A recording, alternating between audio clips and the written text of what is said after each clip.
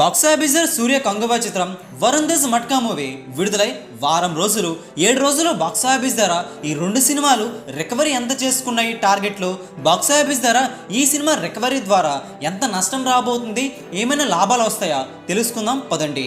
సూర్య కంగువ చిత్రం విషయానికి వస్తే డే 7 బాక్సాఫీస్ దగ్గర నిన్నటి రోజున తెలుగు రాష్ట్రాల్లో 29 లక్షల షేర్ అయితే వచ్చింది. 56 లక్షల వరకు గ్రాస్ అయితే అందుకుంది. ఇక్కడ తెలుగు రాష్ట్రాల్లో సినిమాని భారీ రేటుకి అమ్మడం పెద్దగా మైనస్ అని చెప్పాలి. 24 కోట్ల టార్గెట్తో బరిలోకి అయితే దించారు. సినిమా హిట్ కావాలంటే 25 కోట్ల షేర్ అయితే అవసరమవుతుంది. 7 రోజుల తెలుగు రాష్ట్రాల్లో చూసుకుంటే 9 కోట్ల 85 లక్షల వరకు షేర్ను 19 కోట్ల పైన గ్రాస్ అయితే తెలుగు రాష్ట్రాల్లో వచ్చిన పరిస్థితి.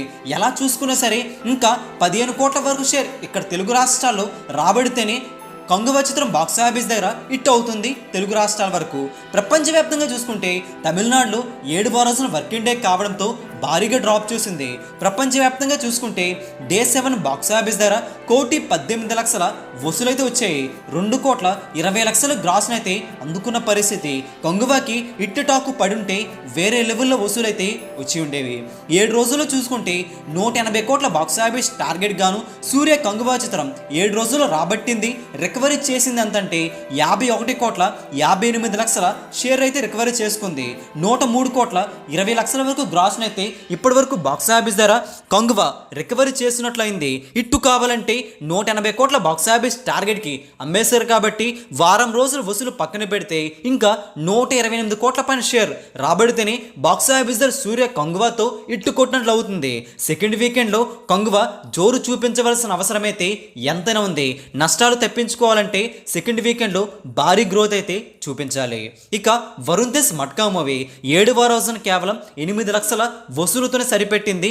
వరుణ్ తేజ్ మట్కా 7 రోజుల్లో వరుణ్ తేజ్ మట్కా మూవీ 2 కోట్ల 18 లక్షల షేర్ను 3 కోట్ల 70 లక్షల వరకు గ్రాస్ అయితే 7 రోజుల్లో బాక్సాఫీస్ ధర అందుకున్నట్లయింది. ఇట్టు కావాలంటే 18 కోట్ల పైన టార్గెట్తో వరుణ్ తేజ్ మట్కా మూవీని బరిలోకి దించారు కాబట్టి ఇంకా 16 కోట్ల వరకు షేర్ రికవరీ రాబట్టవలసిన అవసరం ఉంది. వరుణ్ తేజ్ మట్కా మూవీ భారీ డిజాస్టర్ వైపు పరుగులు తీస్తుంది.